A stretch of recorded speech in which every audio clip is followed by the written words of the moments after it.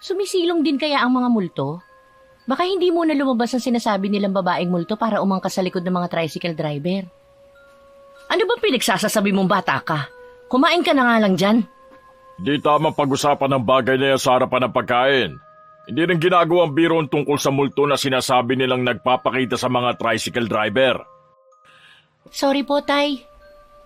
Tay, nun bang nagmamaneho kayo ng tricycle, nakaranas din ba kayo na may umangkas sa inyo na babaeng multo?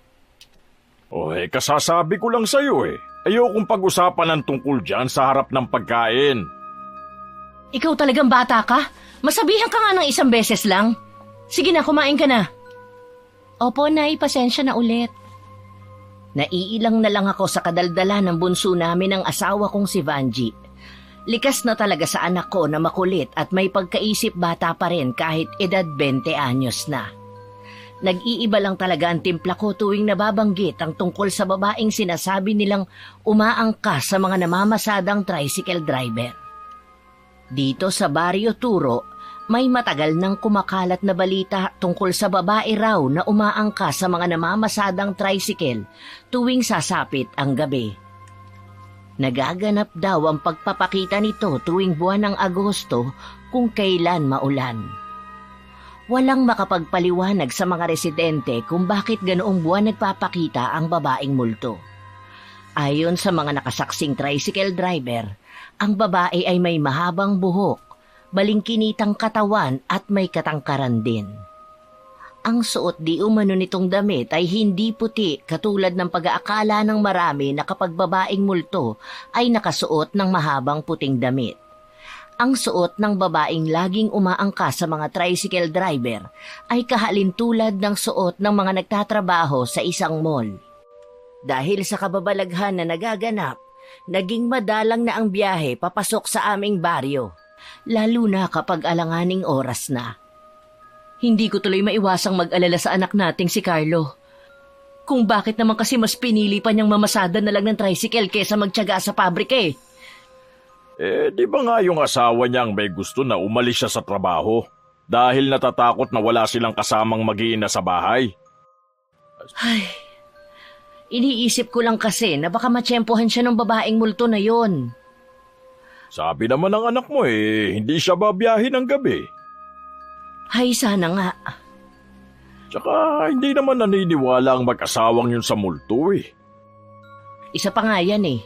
Kaya hindi mo maiaalis sa akin ng mag-alala. Baka mamaya maisipan ni Carlo na mamasada sa gabi.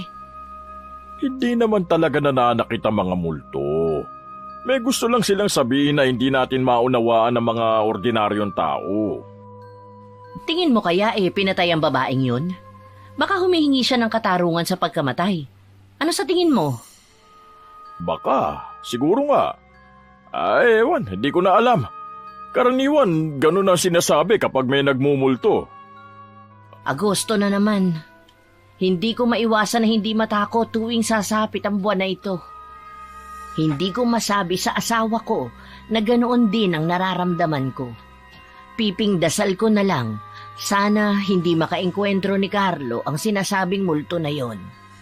Kadalasan kasi sa nakakakita ng babae ay naaaksidente dahil sa matinding takot. Dahil sa kababalaghan na nangyayari sa baryo namin, nagpasya ang kapitan namin na paimbestigahan ang sinasabing babaeng umaangkas sa mga tricycle driver. Inalam kung meron bang babaeng nawawala na umaayon sa deskripsyon sa babaeng sinasabi. Ngunit walang nakuha na solidong ebidensya kaya hindi na rin itinuloy ang pag-iimbestiga. Nang gabing yon, hindi ako dalawin ng antok. Matagal na kaming hiwalay sa pagtulog ni Vanji. Kasama niya sa silid ang bunso naming si Bangs. Ako naman dito sa sala nahihiga. Ako rin kasi ang madalas na magising ng maaga para magbukas ng aming munting tindahan.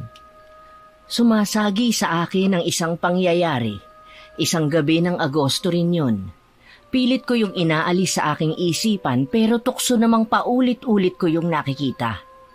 Kinabukasan, isang balita na naman ang nakarating sa amin. Isang tricycle driver umano ang malubaang lagay sa ospital dahil na aksidente nung nagdaang gabi. Ang tinuturong dahilan ay ang babaeng umaangkas. Anak daw yun ang nagtitinda ng balot. Kawawa naman, ang liit pa ng mga anak nun eh. Ha? Sigurado ka ba sa nasagap mo na yung babaeng multong dahilan? Bakit? Meron pa bang ibang dahilan? Malay mo naman kung lasing o di kaya matuli ng patakbo ng tricycle. Ang sabi ni Lita, wala daw bisyo yun. Habang dinadala daw nila sa ospital, wala daw bukang bibig yung Tony, kundi yung babaeng multo. Sumisigaw pa nga raw ito na layuan at kailangan pa di umano siya ng pamilya niya. Lalong tumindi ang hinala ako dahil sa mga sinabi ni Vanji, pero wala akong lakas ng loob para sabihin dito ang nalalaman ko. Nagpapakita lang naman ang sinasabi nilang multo tuwing gabi at masama ang panahon. Isang hapon yun, habang ako ang nakatao sa may tindahan, dumating si Carlo bitbit ang isang bag. Hindi rin maipinta ang mukha nito. Ano po, tay? Si nanay po. Umalis kanina kasama ang mga kaibigan. Bakit ikaw lang mag-isa? Nasaan ang mag-iina mo? Nasa amin po. Tay, pwede po bang dumito muna ako kahit pansamantala lang po? Oo naman. Kaya lang bakit ikaw lang? Magsabi ka nga. Nag-away ba kayo ng asawa mo, ha? Oo Hindi ko na po kaya ang pagiging selosa ni Dina. Wala na sa lugar Napapahiya na ako sa mga kaibigan ko Ay, hindi mo masisisi ang asawa mo. Talagang nawala na siya ng tiwala sa ginawa mo noon. Tay, ang tagal-tagal na po noon. Pinatunayan ko naman sa kanya na nagbago na ako Baka naman kasi binibigyan mo ng dahilan para pagdudahan ka ulit. Hindi po, tay. Sadyang inaagiw lang talagang utak ng babaeng yun. Sabi ko nga lahat sinunod ko na. Nung sabihin niyang umalis ako sa trabaho noon, sinunod ko naman. Siya naman itong may gusto na bumili na lang kami ng tricycle at mamasada ako. Mas maigi pa rin na pag-usapan niyo ang problema kaysa nag-alsabalutan ka agad. Wala na pong pag-asang relasyon namin. Sa hiwalayan na po talaga mauuwi ito. Ay anak, huwag ka munang magpadalos-dalos sa pagdedesisyon. Alalahanin mong may mga anak kayong labis na maapektuhan. Tay, pwede po bang umidlip muna? Kagabi pa kasi ko walang maayos na tulog Sa labas kasi ng bahay ako pinatulog ni Dina Magdamag akong pinapak ng lamok. Ha? Sa labas ka mo pinatulog ng asawa mo? Lakas din pala na sapak ng asawa mo, no? Sinabi niyo pa, kaya suko na ako. Ayoko na talaga. Makikipaghiwalay na ako sa kanya. Tsaka na nga natin niya pag-usapan, anak. Pati ako nangungonsumi dyan sa asawa mo Sige, doon ka nalang umidlip sa dati mong silid. Tumangulang si Carlo at naglakad na papasok sa sala. Naiilang na lang akong naiwan sa loob ng tindahan namin. Hindi ko maiwasan na mainis din sa manugang kong si Dina. Nung una kasi naming nakilala ang babae, dama na namin ang pagiging matapang at dominante nito na kabaliktaran ni Carlo. Pero dahil ang anak ko naman ang makikisama sa kanya, tinanggap namin ang babae sa aming pamilya. Kahit kailan, hindi rin namin nakaharap ang sino man sa pamilya nito. Taga-kapis kasi ang babae at sabi nito, palaki lamang ito ng isang tiyahin. Yun lang ang alam namin sa pagkatao nito. Maya-maya lang ay dumating na rin si Vanji. Agad kong sinabing naroon ang anak namin. Binanggit ko na rin ang nangyari kung bakit naroon ito. Ibang klase rin ng babaeng yun Sino siya para gawin niyo sa anak natin? Wala nang ang ginawa si Carlo kundi ang sumunod sa kanya Tapos ganun pa ang gagawin niya? Huwag na tayong mga pa sa kanila. Away mag-asawa yan Hayaan nating si Carlo ang lumutas sa problema nila. Ay basta! Hindi ko na pababalikin si Carlo sa bahay nila. Kung hindi niya itatrato ng tama ang anak natin, mabuti pang maghiwalay na lang sila. May kasalanan din naman kasi si Carlo Siya ang unang nagloko. Ang ayos-ayos ng pagsasama nila noon keso nabuntis lang ang asawa, nangalabit na ng iba. Tapos naman na yun Nagbago naman na si Carlo. Wag na nga natin niyang pag-usapan. Payuhan mo na lang ang anak mo kung ano yung maganda niyang gawin. Ang mga anak kasi nila ang kawawa O sige, mamaya sa hapunan natin yan pag-usapan. Tinalikuran ako ni Vanji at nagtungo sa may kusina para maghanda ng hapunan namin. Maya-maya lang din, dumating na rin si Bangs galing sa trabaho nito sa bayan bilang cashier. Nang makapagmano sa akin, akma na sanang tataliko dito nang pigilan ko. Nandyan ang Kuya Carlo mo. Dumating kani-kanina lang. Ay talaga po? Nasaan yung mga pamangkin ko? Tagal ko na silang di nakikita eh. Ang kuya mo lang ang nandito. Walang ate Dina mo at ang mga bata. Ho? Bakit naman po? Teka, huwag niyo sabihin na pinalaya si kuya. Hindi naman siguro. Nag-away lang silang mag-asawa kaya nandito ang kuya mo.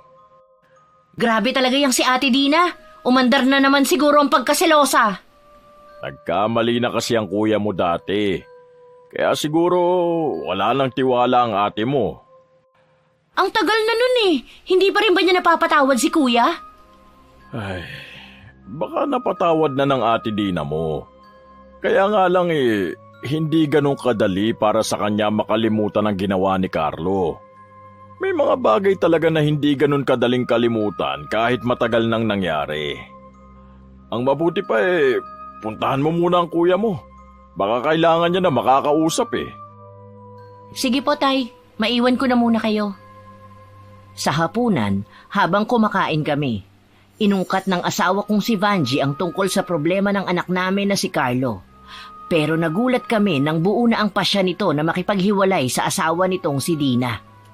Batid di umano nito na hindi na ibibigay ng asawa ang mga anak nila sa kanya, kaya susuportahan na lamang niya ang mga anak niya. Ang inaalala ko, baka mamaya hindi na ipahiram sa atin ng mga bata. Hindi niya po pwedeng ipagdamot sa akin ang mga anak ko. May karapatan din ako sa mga anak namin. Talaga bang buo na ang desisyon mo? Baka naman nasasabi mo lang yan dahil galit ka. Sobra na po kasi ang ginagawa niya eh. Nakakababa na ng moral ang ginagawa niya sa akin. Lahat naman ginawa ko na para maipakita ko na nagbago na ako na hindi ko na uulitin ang ginawa kong pagtataksil noon. Pero madalas pa rin niya ako ipahiya sa harapan ng ibang tao. Ikaw pa rin naman ang masusunod sa bagay na yan eh. Kami nagbibigay lang ng payo sa'yo. Pero kahit ano pa man ang mangyari, nandito lang kami ng nanay at kapatid mo para suportahan ka sa mga desisyon mo. Salamat po, Tay. Alam ko naman po na maaasahan ko kayo eh. Nang sumunod na araw, nagpaalam si Carlo sa amin na pupunta lang sa bahay nila. Gusto lang daw nitong magpaalam sa mga anak at kunin ang ilang gamit. Sinamahan siya ni Vanji para daw hindi na ulit magkagulo ang mag-asawa at para na rin makapag-usap ng masinsinan. Habang naghihintay ako sa pagbabalik ng dalawa, inabala ko naman ang sarili ko sa pag-aayos ng mga panindang pinamili ni Vanji para sa tindahan. Nang makatapos ako sa pag-aayos, saka naman dumagsa ang mga bumibili. May ginagawa kasing bahay malapit sa amin, kaya puro mga construction worker ang aming mga suki. May ilan na nangungutang na hindi talaga maiwasan. Mabuti na lamang ay mababait ang mga ito at marunong tumupad sa usapan na lingguhan ang bayad. Habang mga nagmemeryenda, panay ang kwentuhan ng mga ito. Tahimik lamang akong nakikinig sa kanila. Pero biglang nagbago ang timpla ko nang marinig na pinag-uusapan ng mga ito ang tungkol sa babaeng umaangka sa mga tricycle driver tuwing gabing maulan. Hanggang matapos ang break time ng mga ito at bumalik na sa kanilang trabaho, hindi na gumaan ang pakiramdam ko. Bago naman mananghalian ay dumating na ang dalawa. Tamang-tama naman na nakaluto na ako ng tanghalian namin. Si Carlo ay agad na pumasok sa loob ng silid, bit-bit ang mga gamit nito. Oh, anong nangyari? Hayun, hindi pumayag si Dina na makipaghiwalay na sa kanya ang anak natin. Nung una nagtatapang-tapangan pa eh. Nung malaon, nagmamakaawa na at umiiyak na wag silang iwan ni Carlo. Pero buo na ang pasya ng anak natin. Napuno na rin eh. Yung mga bata, kumusta sila? Kawawa nga ang mga apo natin. Nag-iiyakan lalo na si Nene na makaama talaga. Ayaw bumitaw sa pagkakayakap kay Carlo. Yan na nga ba ang inaalala ko eh. Ang mga bata ang labis na masasaktan sa desisyon nilang yun. Habang pauwi nga kami rito, tinanong ko ulit ang anak natin kung talaga bang itutuloy pa niya ang pakikipaghiwalay kay Dina. Oo daw. Matigas din ang kalooban ng anak mo.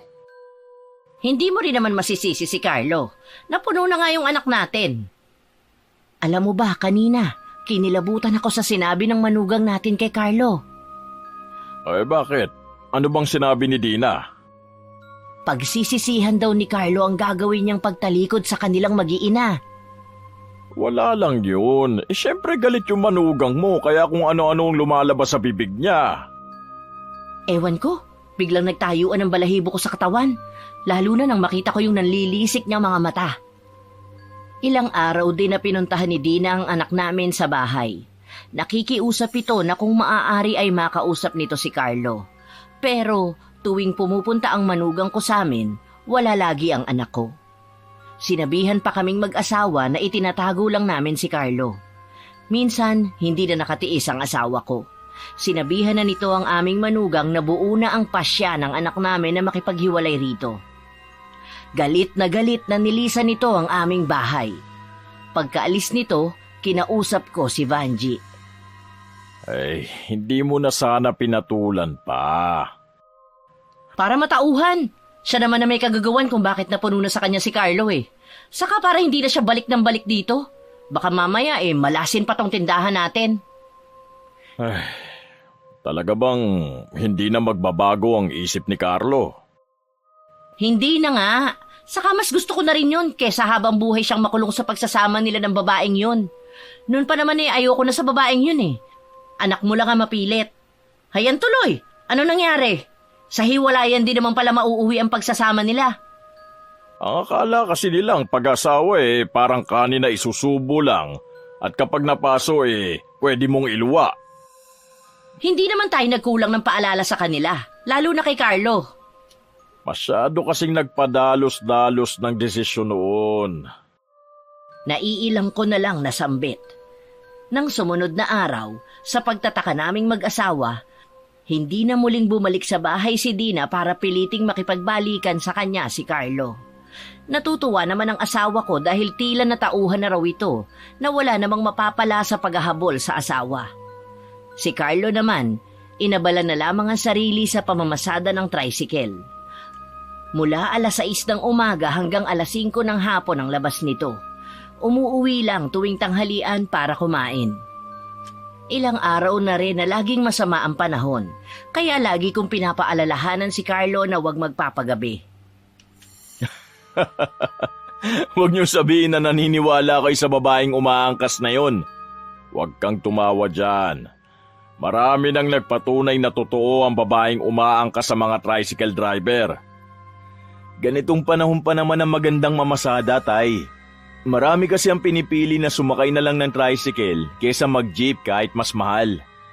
Kaya totoo man o hindi ang kwento, mag-iingat ka lang palagi. Alalahanin mo na maliliit pa ang mga anak mo. Tay, kahit hindi nyo po sabihin yan, lagi naman po ako maingat sa pagmamaneho ko eh. Mabuti naman kung ganon. O sige, lumakad ka na para mauna ka sa pila. Sige po, tay. Mamaya na lang po ulit tayo magkwentuhan, ha? Hindi ko inaalis ang paningin ko kay Carlo habang naghahanda ito sa pag-alis. Nang paanda rin ito ang tricycle at lumabas ng bakura namin, saka lang ako pumasok sa loob ng tindahan.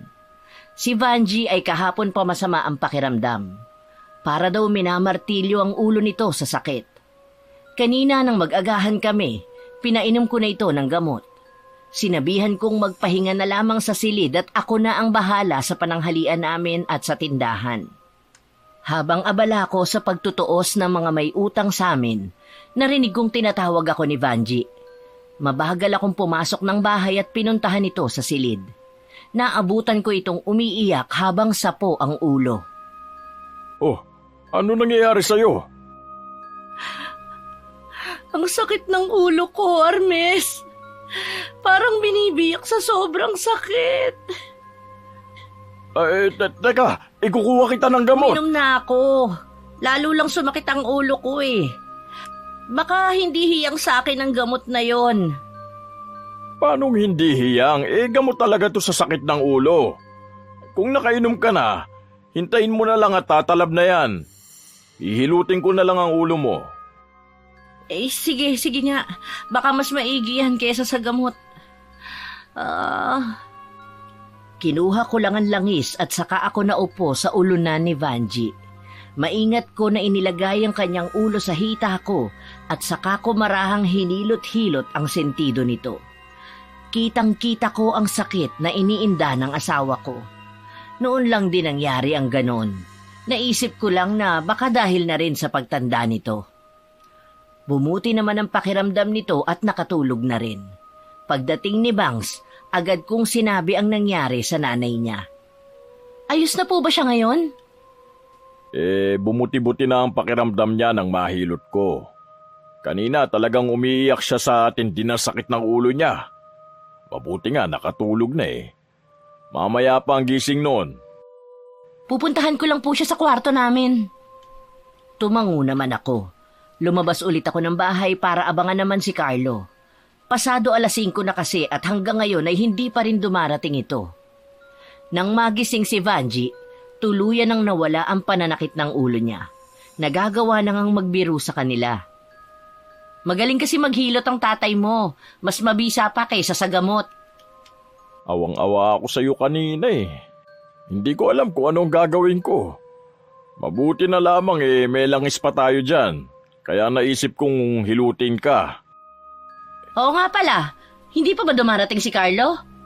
Madilim na sa labas Hindi pa nga eh. Wala pa naman tigil ang ulan. Sinabihan ko na na huwag magpapagabi. Matigas talaga ang ulo ni Kuya. Saka hindi yun naniniwala sa mga kababalaghan. Kaya tiyak na hindi rin yun naniniwala sa mga multo. Hindi lang naman dahil dun eh. Alam nyo na walang poste ng ilaw papasok dito sa atin. Mahirap bumiyahe kapag ganyang kasama ang panahon. Madalas na madulas ang daan at may mga bangin sa dulo nitong lugar natin. Paano kung dun pa magpahatid sa kanya ang pasahero niya? Hindi pa man ako nakakatapos ng paglilitahan niya ko, narinig na namin ang tunog ng tricycle ni Carlo. Agad na lumapit si Bang sa may pinto at binuksan yon.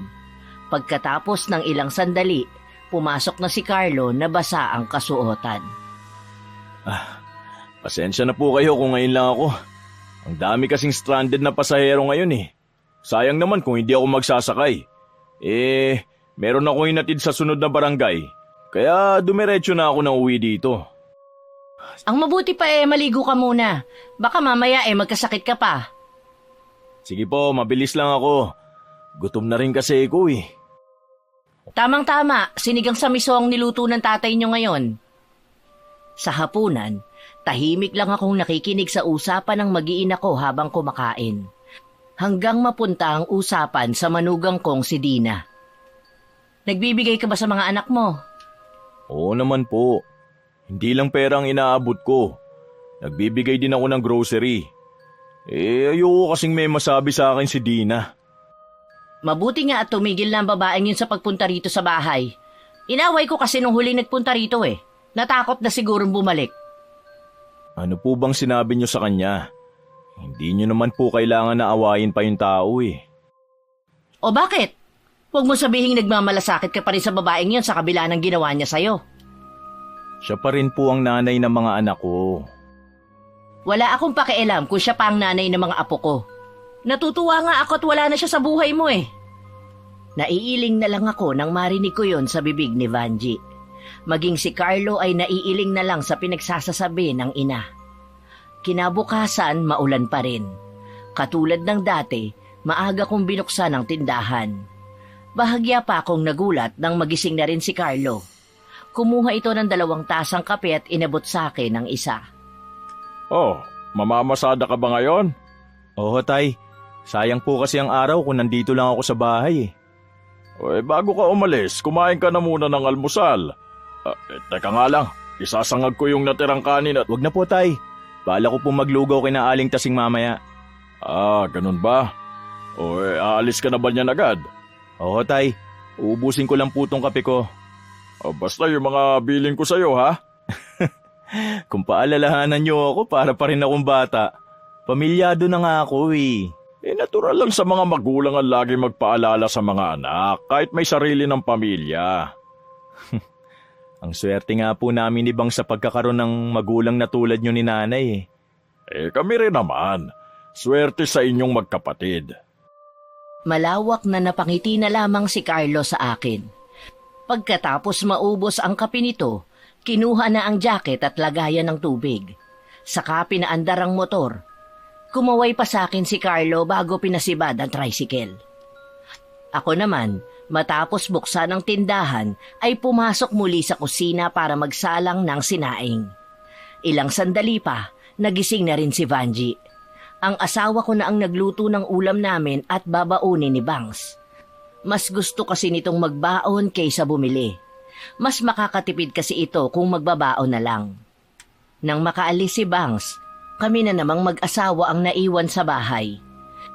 Nasulyapan ko pang abala si Vanji sa pagwawalis ng sahig. Ilang minuto pa lang akong nakakatalikod nang marinig ko ang malakas na kalabog sa may sala. Kahit hirap sa paglalakad at muntik pang sumabit ang saklay ko sa upuan, dali-dali kong nilapitan si Vanji na wala nang malay sa sahig. Vanji! Vanji! Ano nangyari sa'yo? Gumising ka! Tinapik-tapik ko pa sa pisngi si Vanji pero puro ungol lang ang itinutugon nito sa akin. Mabuti na lamang, saktong bumibili ang kapitbahay naming si Susan. Tinawag nito ang asawa at sila ang nagbuhat kay Vanji sa sofa. Pinaamoy pa ni Susan ng amonia ang asawa ko. Ilang sandali pa nagkamalay na rin ito. Anong nangyari? Nakita na lang kitang nasa sahig na at walang malay. Mabuti na lang at bumibili si Susan kaya nasaklolohan kanila. Bigla na lang kasing nagdilim ang paningin ko eh. Hindi ko rin alam kung bakit. Hindi kaya mataas ang dugo mo. Nung isang araw matindi ang pananakit ng ulo mo. Hindi naman siguro. Maayos na rin ang pakiramdam ko. Itutuloy ko na lang ang ginagawa ko. Ha? Sigurado ka ba? Oo naman. Nang matiyak ni Susan at ng asawa nito na maayos na ang lagay ng asawa ko, umuwi na rin sila. Ako naman, tahimik lang na pinagmamasdan ng ginagawa ni Vanji. Katulad ng sinabi nito, itinuloy na nito ang paglilinis ng bahay namin na parang walang nangyari. Nang sumunod na araw, hindi makatayo si Vanji sa higaan. Sumisigaw ito ng tulong sa amin. Agad namang dinaluhan ni na Carlo at Bangs ang kanilang ina. Ang sakit ng balakang ko at binti. Parang pinipiga ang pakiramdam ko. Dali na kaya natin si nanay sa ospital. Ayoko, huwag niyo akong dadalhin doon. Dito lang ako sa bahay. Pero nay, ang mabuti pa magpatawag na lang kayo ng albularyo. Yun ang kailangan ko. Kahit ako, nabigla rin sa sinabing yun ni Vanji. Hindi kasi yun ang inaasahan kong sasabihin niya sa amin. Tumingin pa sa akin ang dalawa naming anak. Tila ipinapahiwatig ng mga tingin nila sa akin na kung susundin ba namin ang nais ng nanay nila. Tinanguan ko si Carlo. Agad naman na nagpaalam ito na susunduin lang si Kamemeng, ang kilalang albularyo sa aming lugar. Bakit mo naman naisip na albularyo ang makapagpapagaling sa'yo? Hindi ko alam. Basta pumasok lang yun sa isip ko. Kaysa naman dalhin niyo ako sa ospital. Gagastos lang tayo tapos wala rin namang mangyayari. Sana hindi lasing si Kamemeng. Alam mo naman na matandang yun. Kapag walang nagpapagamot puro alak ang inaatupag nun. Sana naman po nasa bahay lang ang matandang yun. Baka kung saan-saan pa siya hanapin ni Kuya. Wala pa naman tigil ang pag-ulan. Hindi ko maiwasan na mag-alala rin sa sinabi ni Bangs. Napasulyap pa ako sa bukas na bintana. Laganap na ang dilim sa labas, kasabay ng malakas na ulan. Sinulyapan ko si Vanji na namimilipit na naman sa pananakit ng baywang, pababa sa binti nito. Naupo ako sa kanyang tabi at hinilot-hilot ko ang mga binti nito gamit ang aking langis. Kahit papano, nakikita kong gumiginhawa ang pakiramdam nito. Inabot na ng 2 oras ang paghihintay namin pero hindi pa rin bumabalik si Carlo. Wala kaming kamalay-malay noon na makakatagpo ng anak ko ang sinasabi nilang babaeng umaangka sa mga tricycle driver. Kasalukuyan, binabaybay na ni Carlo ang pauwi sa amin. Sakay niyon si Kamemeng na sinundo pa niya sa kabilang barangay dahil mayroong ginagamot doon. Malayo pa lang, natanaw na niya ang babaeng pumapara. Kahit may payong, basang-basa na ng tubig ulan ang babae. Ay, kung kailan naman nagmamadali, tsaka naman may pasahero. Wag! Huwag kang hihinto! Ho? Bakit po? Basta sumunod ka na lang! Saka na ako magpapaliwanag! Kahit tumututol ang kalooban ng anak ko sa utos ng albularyo, sinunod pa rin niya ito. Nang malapit na siya sa babaeng pumapara, lalo pa niyang binilisan ang pagpapatakbo ng tricycle niya. Nang makalampas, hindi nito napigilan ang lingunin ang babae. Pero sa kanyang pagkagulat, walang babaeng nakatayo doon. Itinutok na lang ni Carlo ang paningin sa harapan. Pero ilang sandali pa, naramdaman na lamang niya ang pagtayuan ng mga balahibo niya sa buong katawan. Batid niya na hindi yun dala ng malamig na panahon. Ramdam din niya na mayroong nakasakay sa kanyang likuran. Parang gusto niyang lingunin ito, pero parang nanigas na ang leeg niya. Kahit ang pagtingin niya sa side mirror, hindi niya magawa. Nakakaramdam siya ng matinding kilabot na hindi niya maipapaliwanag. Humupa lamang ang pananayo ng balahibo ni Carlo nang malapit na sila sa aming bahay. Sinalubong ko na sila sa may balkonahe. Nakahinga ako ng maluwag nang ligtas na makabalik si Carlo at kasama pa si Kamemeng. Oh, bakit natagalan ka yata? Kasi po tay, sinundo ko pa po si Kamemeng sa kabilang barangay eh. May ginamot po siya ron. Oh, parang namumutla ka dyan. Baka po sa panahon lang. Giniginaw lang po ako. Ang mabuti pa magtitimpla ako ng kape. Hindi naman nakaligtas sa akin ang makahulugang sulyap ni Kamemeng sa anak ko. Doon ako kinutuban na may nangyari habang nasa labas si Carlo. Isinantabi ko na muna ang bagay na yon dahil sa kalagayan ni Vanji. Naiwan sa silid ang albularyo at si Bangs. Ako naman ay nagpaiwan sa sala kasama si Carlo. Teka, may nangyari ba? Kanina ko pa napapansin na para kang balisa dyan. Para bang may kinatatakutan ka? Kasi tay, hindi ako sigurado kung totoo nga yung naranasan kong kababalagang kanina. Ano bang ibig mo sabihin? Kasi po, totoo nga po yata yung sinasabi nila na may babaeng umaangka sa mga likod ng mga tricycle driver. Kung ganun, pati pala ikaw? Bagamat nakakaramdam ng takot si Carlo dahil sa naranasan, ikinuwento pa rin niya sa akin ang nangyari. Kahit ako, hindi ko maiwasan na hindi kilabutan. Muli, isang alaala na naman ang pilit umuukil-kil sa aking isipan. Iwinaksi ko na lamang yon sa aking isip at nakinig sa iba pang sinasabi ng anak ko. May ilang oras din kaming naghintay bago lumabas ang albularyo. Magiging maayos na ang lagay ng asawa mo. Hayaan niyo muna makapagpahinga si Vanji. Ano ba ang naging sakit ni Vanji? May alam ba kayo na nakaaway ni Vanji o hindi kaya nakaalitan itong mga nakaraang araw? Wala. Kilala ang asawa ko na mabait at walang kaaway. Tsaka napakadalang na hong lumabas ng bahay ni Vanji. Malimit sa palengke lang para mamili ng paninda sa tindahan. Ano po bang sakit ni nanay? Wala naman talaga sakit ang nanay mo. Pero merong isang tao ang galit sa kanya. Kaya siya binibigyan ng sakit para pahirapan. May kumukulang po ba kay nanay? Yun po ba ang gusto niyong sabihin?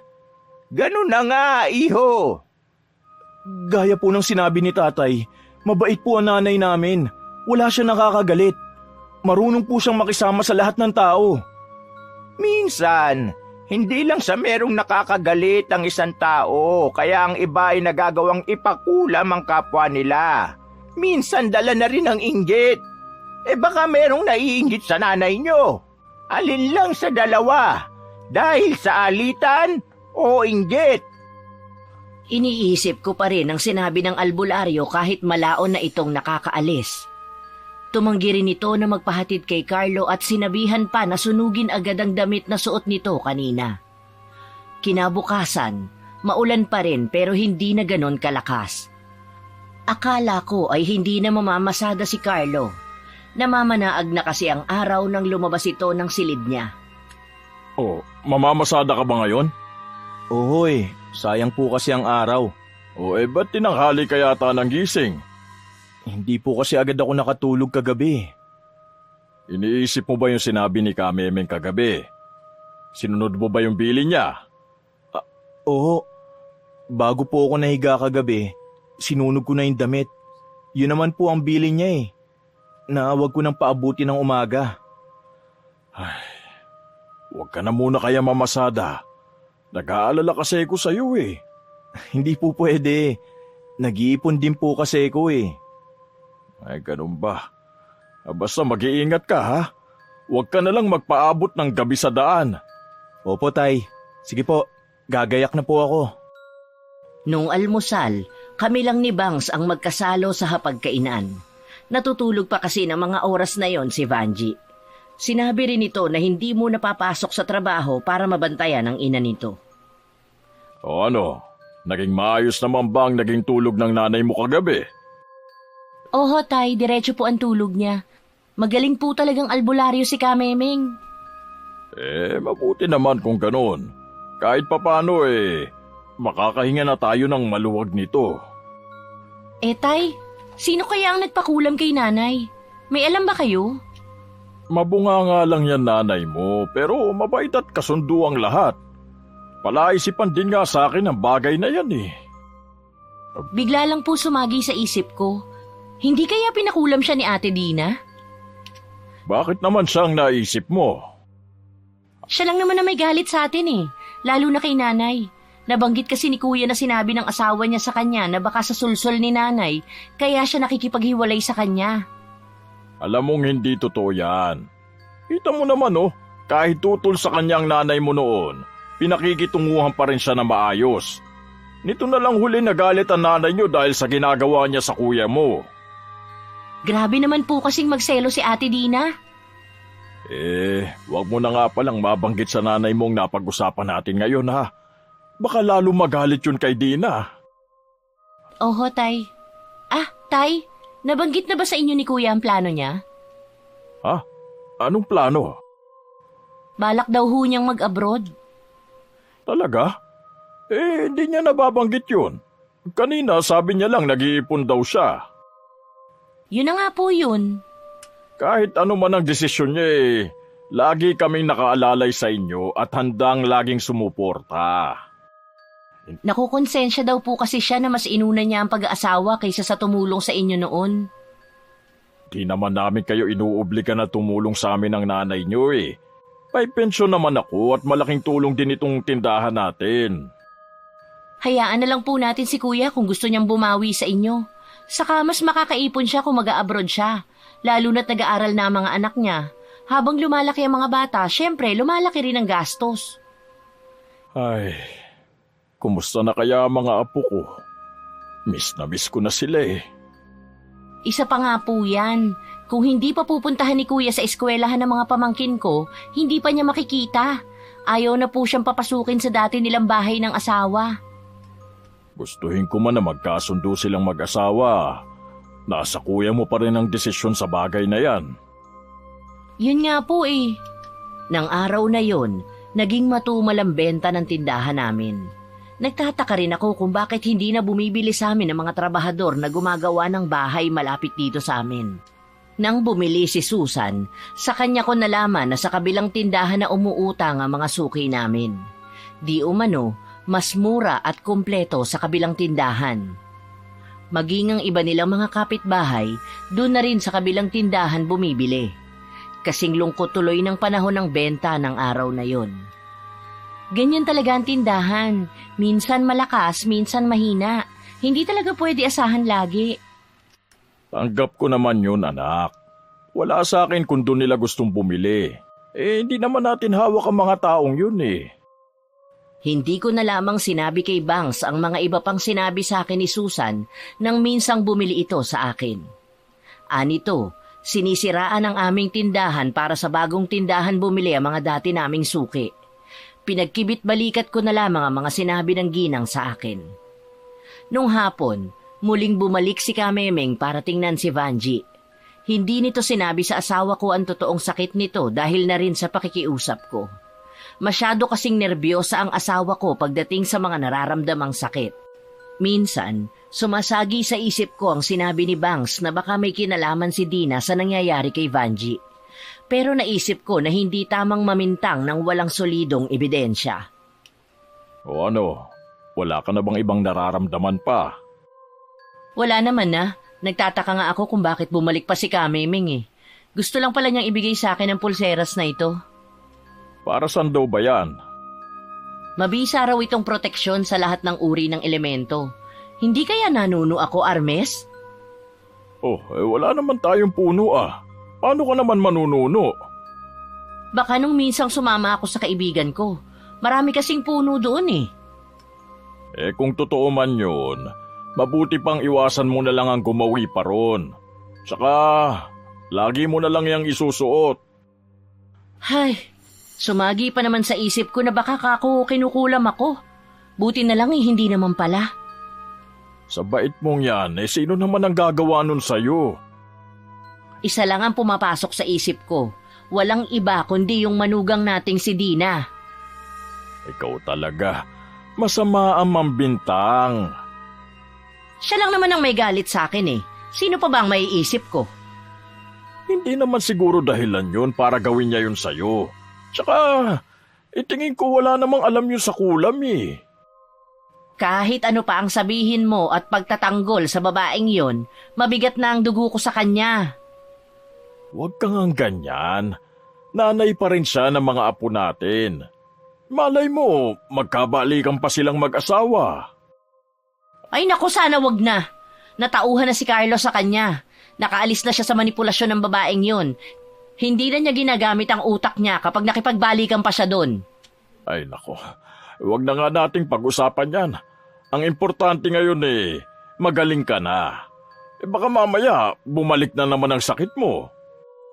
Hindi na nga nakipagtalo si Vanji, pero kita ko pa rin ang inis sa mukha niya para sa manugang namin. Iniwasan na lang naming pag-usapan ang tungkol kay Dina, maliban sa mga apo namin. Nalulungkot din kami dahil hindi magawang pakiusapan ni Carlo ang asawa na ipahiram sa amin ng mga bata kahit isang araw lang. Hayaan mo na lang kung ayaw. Baka mamaya lalo pang lumala ang alitan yung dalawa dahil sa hinihiling namin. Pasensya na po talaga kayo, Tay, ha? Alam ko na miss nyo na ang dalawang bata. Kaya lang, nagmamatigas si Dina eh. Tuloy na ba yung balak mong pag-abroad? Opo, Tay. Wala nang atrasan to. Nakapag-apply na nga po ako sa sinasabing agency ng kaibigan ko eh. Kinukumpleto ko na lang ang mga papeles ko. Kung halimbawa na nandun ka na, sana focus ka muna sa trabaho at sa mga anak mo. Baka mamaya kasi, doon ka pa maghanap ng babae. Ako sinasabi ko sa'yo, sakit lang ng ulo ang hahanapin mo. Hindi po yan, Tay. Tsaka ang totoo niyan, mahal ko pa rin po si Dina kahit ganun ang pag-uugali niya. Ibig bang sabihin yan, iniisip mo na makipagbalikan sa kanya? Hindi naman po sa ganun. Kailangan ko pa rin naman pong pag-isipan ng mabuti. Sa bagay nga, minsan ka nang nagkamali noon. Hindi mo kailangang madaliin ang lahat. Kung talagang mahal ka ni Dina, maghihintay yun kahit ano man ang mangyari. Yan nga po ang nasa isip ko. Maiba ko. Mamamasada ka ba ngayon? Oo, Tay. Umuwi lang ako sandali dahil may kinuha ako. Aalis na rin po ako. Kanina pa ako nakatitig sa kalendaryo na nakasabit sa may pintuan namin. Lingid sa akin, kanina pa ako pinagmamasdan ni Vanji. Panay din ang buntong hininga ko. 3:00 na ng hapon ng mga oras na yon. Nakaramdam ako ng kakaibang lamig sa paligid. Para ba yung yelo na dumampi sa balat ko? Bigla ring nagpalipat-lipat ang kalendaryo na animoy hinahangin hanggang tuluyan na yung nahulog sa sahig. Naramdaman mo ba yun? Parang may dumaan na malamig na hangin. Oo, naramdaman ko rin yun. Ganito lagi kapag malapit ng magtapos ang buwan ng Agosto. Magtapat ka nga. May itinatago ka ba sa akin? Bakit napapansin ko lagi mo nalang pinagmamasdan ng kalendaryo natin? Ay, ang totoo niyan, matagal ko nang itinatago sa dibdib ko. Kung alam mo lang, talagang labis akong binabagabag nito. Bakit mo kasi itinatago? Alam mong karamay mo ko sa lahat ng problema. Malaki at maliit man yan. Ano pa ang silbi ng pagiging asawa ko kung pinaglilihiman mo ko? Ayoko na kasi na pati ikaw mag-alala pa. Nag-uumpisa na nga ako mag-alala ngayon eh. Napatitig ako sa mukha ni Vanji. Baka sa kanya ang pagtatampo dahil sa paglilihim ko. Niyaya ko siya na maupo kami sa sofa. Gusto ko nang sabihin sa kanya ang gumugulo sa isip ko sa matagal na panahon. Habang nagsasalita ako, magkakaibang emosyon ang lumalarawan kay Vanji. Kung tama ang hinala mo, baka siya nga ang babaeng yun. Hindi kaya ikaw ang hinahanap niya kaya hindi siya matahimik? Iyon din ang palagay ko. Pero hindi ba binalikan natin siya sa pinag-iwanan ko sa kanya? Kaya lang wala na siya ron. Oo nga, kaya akala natin nakauwi na siya. Hindi ko na rin naman naaalala ang tungkol sa kanya kung hindi mo pa binanggit ngayon eh. Kung ano man na nangyari sa kanya noon, hindi na natin malalaman pa.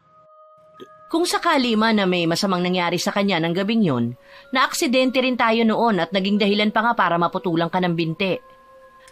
Nang gabing yun, pareho kaming hindi mapakali. Wala pa kasi si Carlo at malakas din ang ulan. Panay ang tingin ko sa orasan sa dingding at kasabay nyo ng pagtanaw ko sa labas ng nakaawang na pinto. Lingid sa aming mag-asawa, pauwi na noon si Carlo. Naghatid lang siya sa kabilang barangay kaya ginabi na siya. Dahil malakas ang ulan, hindi siya makapagpatakbo ng matulin. Sa unahan, may naaaninag siyang nakatayo sa gilid ng kalsada. Parang bulto ng babae. Habang palapit, mas nagiging malinaw ito sa kanya. Teka, parang pamilyar siya sa akin hindi maaari. Kahit delikado, binilisan na ni Carlo ang kanyang patakbo. Napapikit pa siya nang malapit na siya sa babae. Pagkalampas, naramdaman niya ang matinding pangingilabot. Pagmulat ng mga mata, nakita niya sa salamin ng motor ang maputla at tila basang sisiw na babae sa kanyang likuran. Isang sigaw ang pinakawalan niya, kasabay ng nakakasilaw na liwanag sa unahan. Iinom sana ako nang dumula sa kamay ko ang basong puno ng tubig. Napatitig na lamang ako sa nagkapira-pirasong baso. Anong nangyari? Dumulas lang sa kamay ko. Bigla kasi akong kinabahan eh. Yan pa naman ang paboritong baso ni Carlo. Ikaw kasi ang nagregalo sa kanya niyan eh. Oh, lumayo ka muna at kukuha ko ng walis. Vanji. O bakit? Nasugatan ka ba ng bubog? Hindi. Pero iba ang kaba ko. Hindi kaya may nangyari kay Carlo? Huwag ka nga magsalita ng ganyan. Nabanggit nga pala sa akin ni Carlo na kahit gabi, mamamasada siya para malaki ang maipon niya. Ano? Bakit mo naman pinayagan? Ayoko nga sana. Kaso siya tong mapilit eh. Maya-maya nandito na rin yun. Hintayin na lang natin. Hindi na ako nakapagsalita pa nang marinig namin ang tunog ng tricycle nito. Nagmamadali si Vanji na sumilip sa may bintana. Lumingon ito na may nakaguhit ng ngiti. Papasok pa lang sinalubong ko na si Carlo. Oh, bakit ngayon ka lang, iho? Pasensya na po kung ngayon lang ako. Naghatid kasi ako ng isang pamilya sa kabilang barangay. Pag uwi ko naman po, muntik nang may makabanggaan ako. Mabuti na lang naiiwas ko agad ang tricycle ko. Lasing yung driver. Oh, di ka ba nasaktan? Hindi po. Ay, mabuti naman kung ganon. Kanina pa kami nag-aalala ng nanay mo sa'yo eh.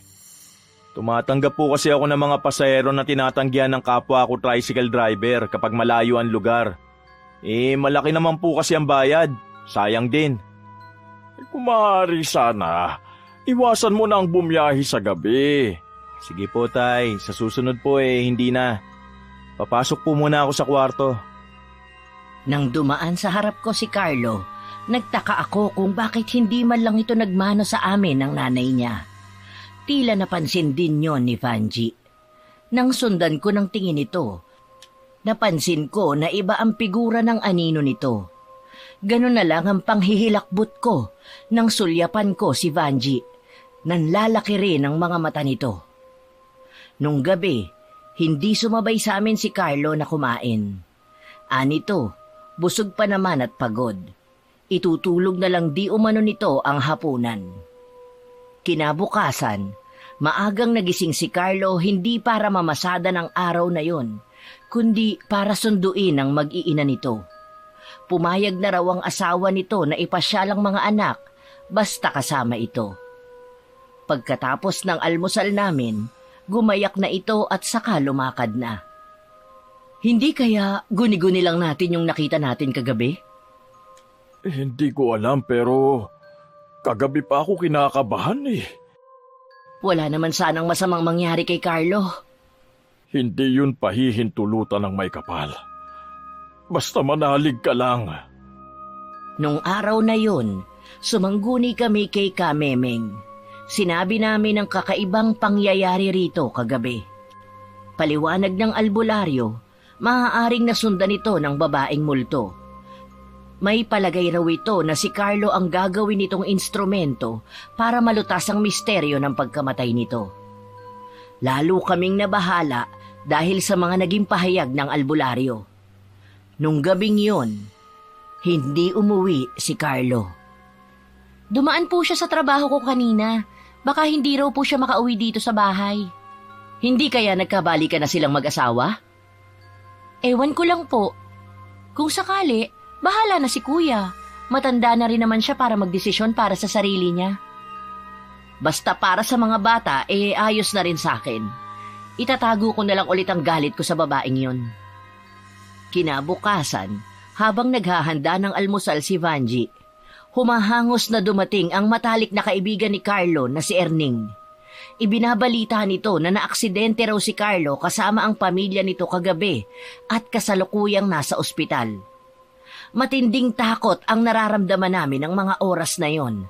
Sina Vanji at Bangs ay hindi maiwasan na mapaiyak na lamang. Hindi ko na halos maalala kung paano kami sumakay sa tricycle ni Erning at nagpahatid sa ospital kung nasan si Carlo at pamilya nito. Pagdating sa silid, naabutan namin si Dina na mugto pa ang mga mata. May ilan itong pasa at galos sa katawan. Si Carlo naman ay walang malay na nakahiga sa kama. Mas matindi ang pinsala nito at marami rin itong benda. Anak, gumising ka na. Nandito na kami ng tatay at kapatid mo. Kuya, nandito na kami. Habang kinakausap ng mag-ina ko si Carlo, nilapitan ko naman si Dina na nakatungo lang. Tinanong ko ito sa totoong nangyari. Anito, galing daw sila sa isang handaan kaya sila ginabi ng uwi. Hindi naman daw nasaktan ng dalawang bata, tanging si Carlo lamang ang napuruhan. Ang labis na nagpasindak sa amin ay nang sabihin nito na dahil sa babaeng umaangkas kaya sila na aksidente. Bago raw sila nabangga sa kasalubong na sasakyan, sumisigaw daw si Carlo na may babae sa likod nito. Dagdag pa ni Dina, maayos na daw ang lagay ni Carlo.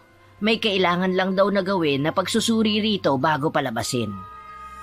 Salamat sa Diyos at walang masamang nangyari sa mga bata at hindi ganong kalala ang nangyari kay Carlo. Ang mabuti pa umuwi ka na muna, Dina.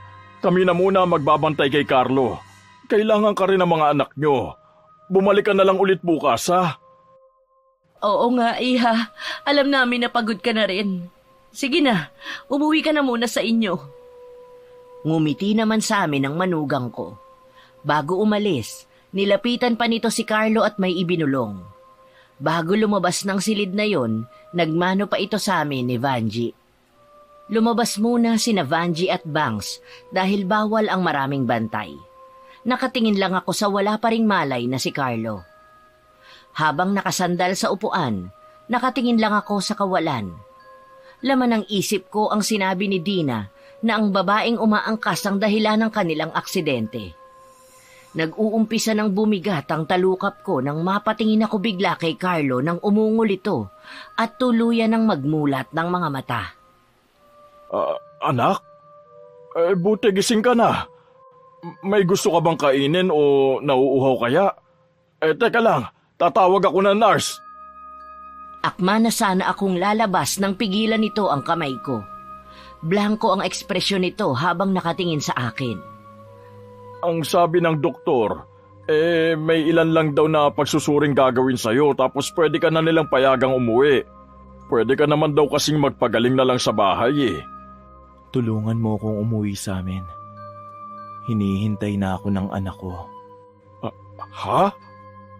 Bigla akong napaurong. Muntik pa akong matumba kung hindi lang ako otomatikong napahawak sa sandalang upuan. Pakiramdam ko ng mga oras na yon, hindi si Carlo ang nagsasalita. May kilabot na gumapang sakin at may malamig na hangin ang tila dumaan.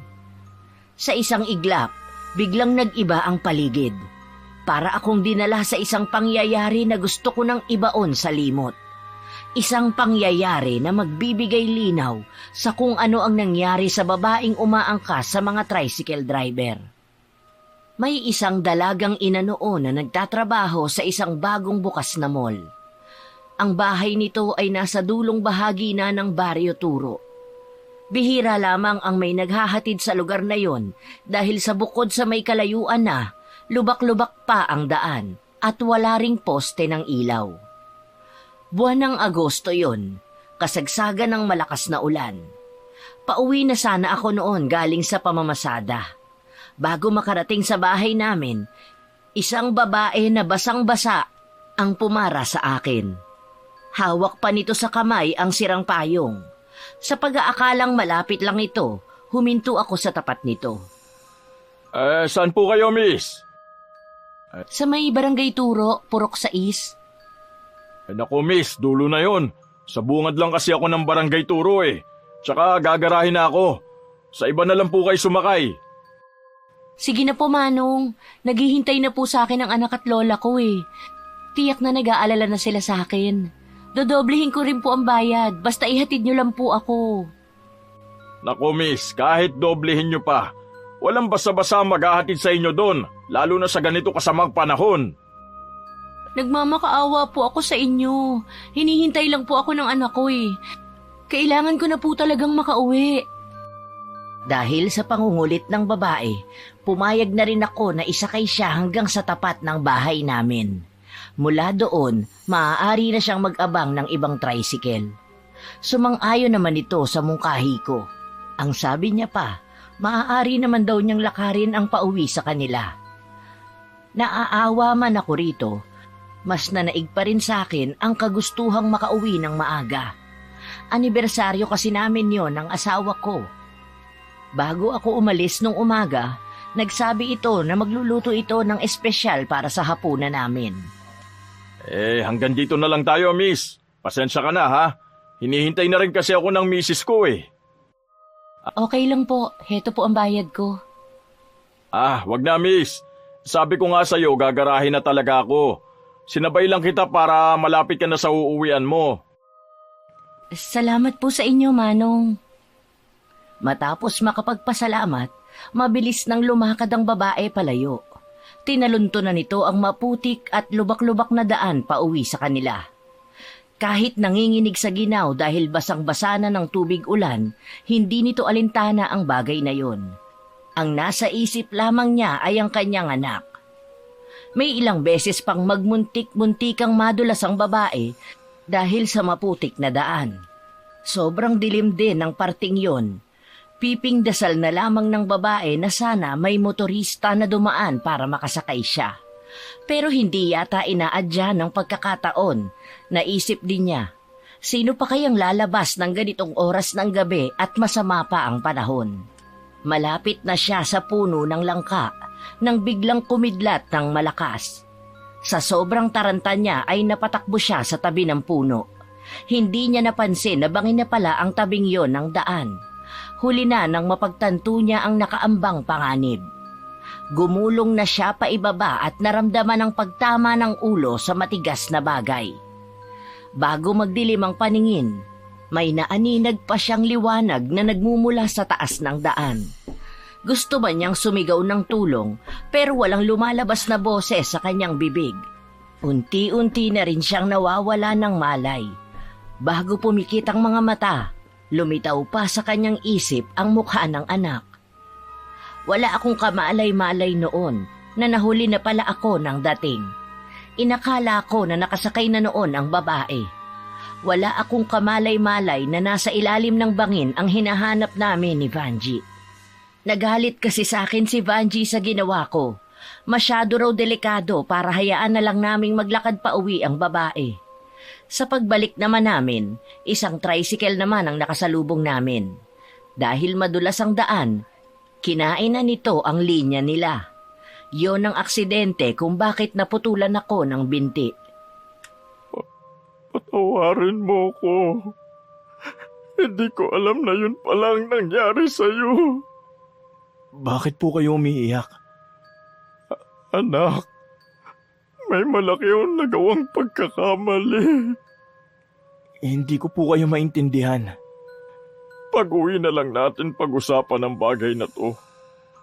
Ang mahalaga, maayos na ang lagay mo. Kahit hindi lubos na uunawaan ni Carlo ang sinasabi ko, tumango na lamang ito sa akin. Ilang sandali lang, dumating na ang doktor na tumitingin sa kanya. Sumagi sa isip ko na baka ginamit lamang nito si Carlo para maiparating sa akin ang gusto niya.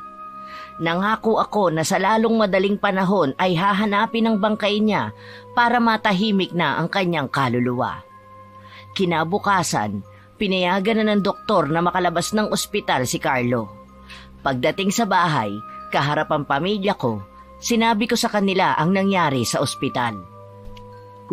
Kung ganun, ang babaeng umaangkas sa mga tricycle driver ay humihingi lang ng tulong para makita ang katawan niya.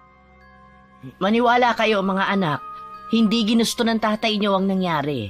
Napagbayaran na niya ang nangyaring kapabayaan niya noon. Hindi naman po namin sinisisi si Itay. Alam naman po natin na aksidente lang ang nangyari sa babaeng yon. Hanggang ngayon, binabagabag pa rin ako sa nangyari sa kanya. Malakas ang kutob ko noon pa, pero natatakot akong malaman ang katotohanan.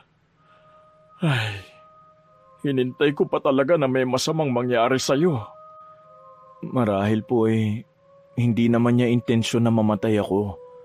Ginawa niya lang akong daan para makarating sa inyo na kailangan niya ang tulong. Ito na ang pagkakataon niyo po para makabawi sa kanya. Hindi niyo man po siya naihatid sa mismong bahay niya ng gabing yon. Mahanap man lang sana ang kanyang katawan sa ilalim ng bangin na kinahulugan niya. Dahil sa patuloy na pag-uulan, ipinagpaliban na muna namin ang paghahanap sa bangkay ng babae. Ang tanging palatandaan kasi namin ay malapit sa puno ng langka ito nahulog.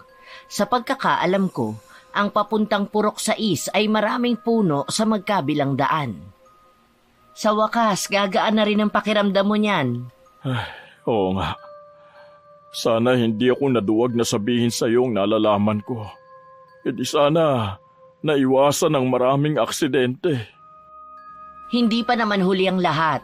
Saka sa lahat ng tricycle driver na inaangkasan ng babae, wala namang namamatay. Wala talaga siyang intensyon na makasakit. Siguro likas na mabait ang babaeng yon nung nabubuhay pa. Tingin ko nga na mabait siya.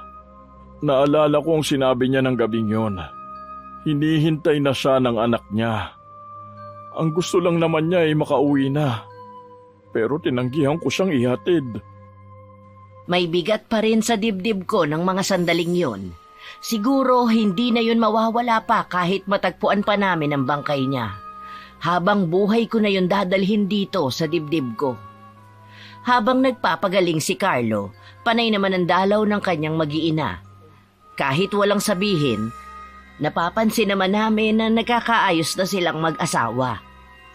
Inalok pa namin ni Vanji na doon na matulog ang mga ito, pero sabi ni Dina, may pasok pa raw ang mga bata. Wala silang dalang gamit, sa susunod na lamang daw. Nang makaalis ang manugang ko at mga apo, masinsinan kong kinausap si Carlo. Natutuwa ako at mukhang magkasundo na ulit kayo ni Dina. Alam mo ba nung nasa ospital ka, kitang-kita sa kanya ang pag-aalala sa'yo. Hindi pa po kami nag-uusap tungkol sa bagay na yan. Ganun ba? Kung sakali na magdesisyon ka na, lagi mo sanang isaalang-alang ang mga apo ko. Opo. Sa ngayon po gusto ko munang ituloy ang plano ko. Mas mahalaga sa akin ang kinabukasan ng mga anak ko. Sabayan mo ng dasal ang lahat ng plano at ipaubaya mo sa may kapal.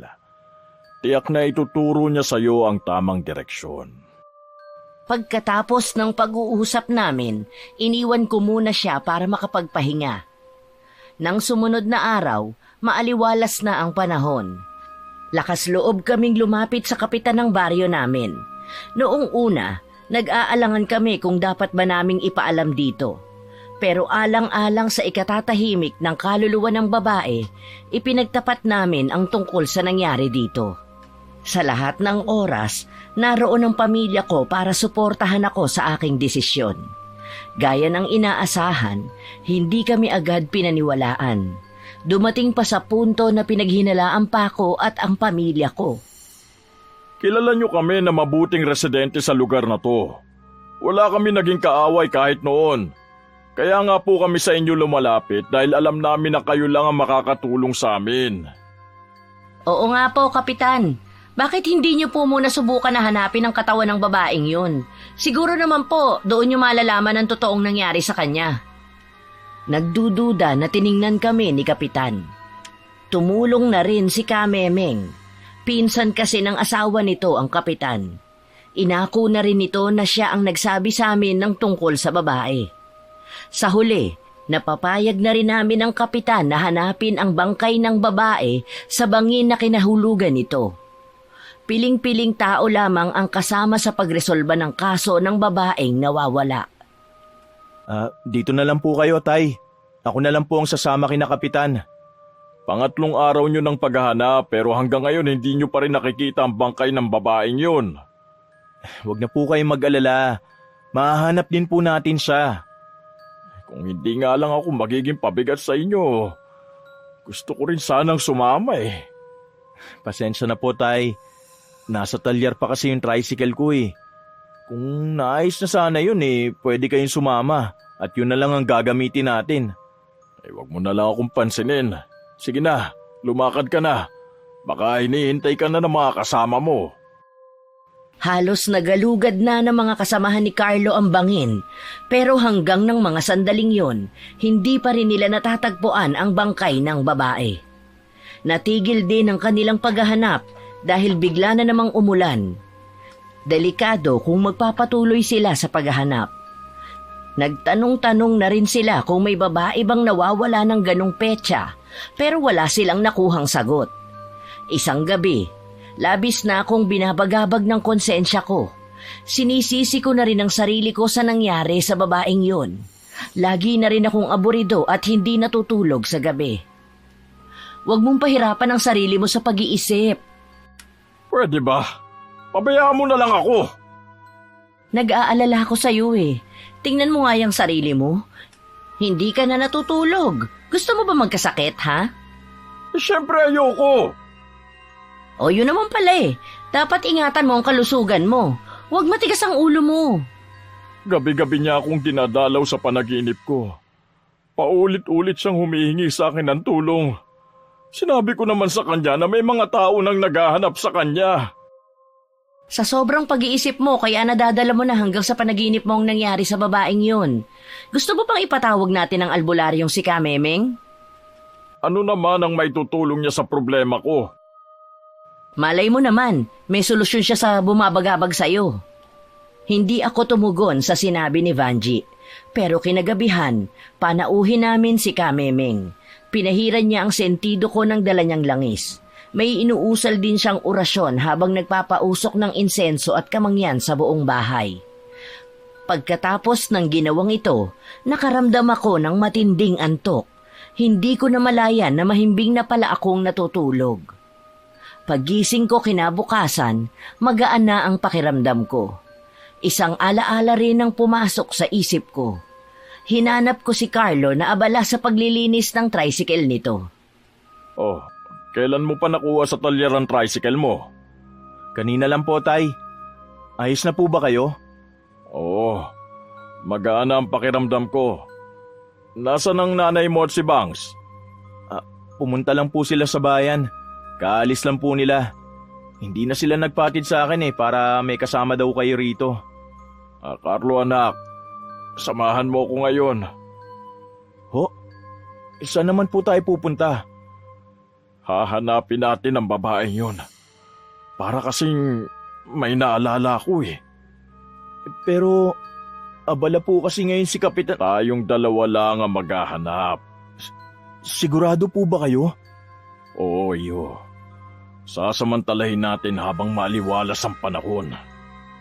Baka sa mukha ni Carlo ang pagtutol, pero wala rin itong nagawa kundi sumunod sa akin. Mabilis lang akong gumayak at saka sumakay na sa tricycle nito. Binaybay na namin ang daan papuntang Purok 6 ng barangay namin. Habang daan, papaling-paling ako ng tingin hanggang madaanan namin ang isang lugar na pamilyar sa akin. Naalala ko bigla na doon kami na aksidente ng asawa ko. Hinto mo! Bakit po, Tay? Dito kami na aksidente ng nanay mo! Dito po ba? Wala naman po mga puno ng langka sa bahaging to Hindi kaya pinutol na ang puno na yon? Maaari po. Iba ang pakiramdam ko sa lugar na ito Hindi ko maipaliwanag. Dahan-dahan akong naglakad palapit sa tabing daan. Tumungo ako at sinilip ang ilalim. Sa ibaba, may puno ng langka na hitik sa bunga. Pero nakapagtataka na hindi yun kinukuhanan ng bunga. Biglang sumibol ang kaba sa dibdib ko. Matarik ang baba niyon at maraming halaman ang may mga tinik. Biglang gumewang ang tayo ko. Mabuti na lamang maagap si Carlo sa pag-alalay sa akin. Ayos lang po ba kayo? Oo, nahilo lang ako. Mabuti pa po, umuwi na tayo. Hindi. Parang may kung ano sa ilalim ng bangin. Ho? Sige po, bababain ko. Mag-iingat ka, anak. Dahan-dahan na bumaba si Carlo. Kumapit lang siya sa mga talahib at damo para makarating sa ibaba. Maya-maya pa, hindi ko na matanaw ito. Ayos ka lang ba, anak? Oo. Ha? Ano ito? Bakit, Carlo? Ano nakita mo? Imbes na tumugon sa tanong ko, nakarinig na lang ako ng mga sigaw. Makailang beses kong tinawag ang pangalan ni Carlo at tinatanong kung ano ang nakita nito. Ilang sandali pa, nagmamadali na itong umahon. Nagkasugat-sugat pa ito dahil sa matinik at matatalim na talahib. Merong kalansay sa ibaba. Kailangan natin tong ipaalam kay Kapitan. Ganon nga ang ginawa namin. Agad kaming nagpunta kay Kapitan para ipaalam ang natuklasan namin. Hindi na nila kami pinasamang mag-ama para hindi na kami makagulo pa. Nakuha sa tabi ng bangkay ang isang bag na naglalaman ng mahahalagang gamit ng kalansay na nakita. Napag-alaman nila na Janet Orate ang pangalan ng kalansay na nakuha.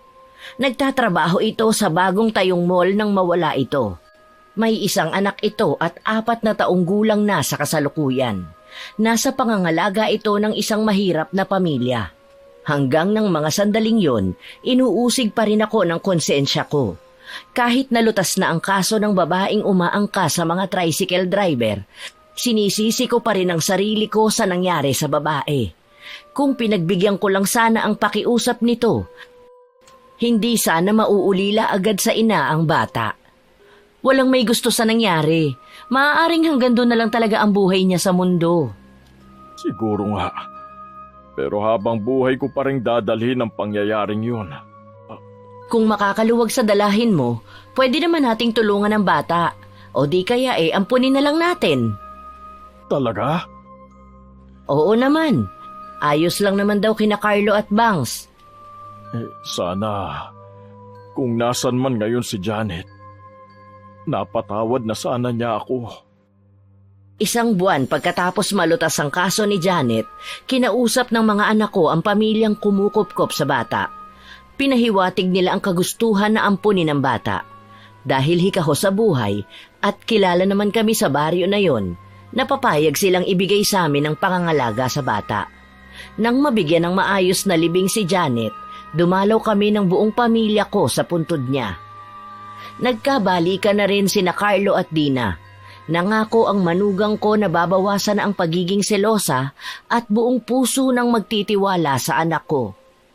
Inamin din sa akin ni Carlo na nagtapat sa kanya ang asawa na ito ang may kagagawa ng pangungulam kay Vanji. Wala naman daw itong intensyong patayin ang asawa ko. Gusto lang naman daw nito na turuan ng leksyon ng asawa ko dahil sa pakikialam sa kanila. Nangako raw ito na hindi na ulit yun gagawin. Isang kapitbahay di umano ang hininga nito ng tulong para maisagawa ang kulam nito sa asawa ko. Nung una, nagalit ako kay Carlo. Pero sa huli, mas pinili ko na lamang unawain ang asawa niya. Ang mahalaga naman sa akin ay masaya ang anak ko.